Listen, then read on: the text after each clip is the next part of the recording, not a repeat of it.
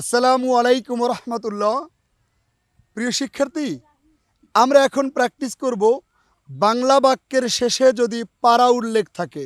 পারা যেমন আমি ঘুমাতে পারি, আমি লিখতে পারি, আমি পড়তে পারি, আমি খেতে পারি। যদি বাংলা বাক্যের শেষে পারা উল্লেখ থাকে তাহলে সূত্রটা হবে প্রথমেই সাবজেক্ট, সাবজেক্ট, তারপরে হবে খ্যান, সাবজেক্ট খ্যান, এরপরে ভার্ব হবে প্রেজেন্ট ফর্ম, সাবজেক্ট খ্যান, ভার্ব হবে present form.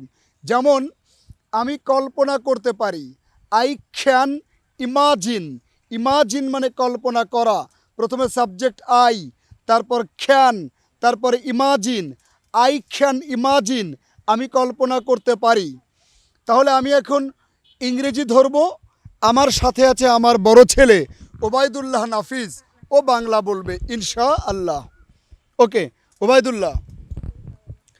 I can read, আমি পড়তে পারি, আই ক্যান রাইট, আমি লিখতে পারি, আই ক্যান ড্রিঙ্ক, আমি আঁকতে পারি, আই ক্যান ড্রিঙ্ক পান করা, আমি পান করতে পারি, আই ক্যান ড্র, আমি আঁকতে পারি, আই ক্যান সুইম, আমি সাঁতার কাটতে পারি, আই ক্যান রান, আমি দৌড়াতে পারি, আই ক্যান গো, আমি যেতে পারি, আই ক্যান বাই, আমি কিনতে পারি, আই ক্যান সেল, আমি বিক্রি করতে পারি, আই ক্যান আন্ডারস্ট্যান্ড।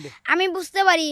প্রিয় শিক্ষার্থী, তাহলে আমরা এইভাবে বাক্য বানাবো এবং কি করব জানেন, ইংরেজি বাক্য বেশি বেশি মুখে প্র্যাকটিস করব। যেমন আমিও ইংরেজি বলবো, তুমি ইংরেজি বলবা। হ্যাঁ, I can imagine, I can imagine, I can think, I can think, I can read, I can read, I can draw, I can draw, I can drive, I can drive, I can believe, I can believe, I can speak, I can speak, I can understand, I can understand, I can think, I can think, I can buy, I can buy, I can sell, I can sell, I can go, I can go, I can build.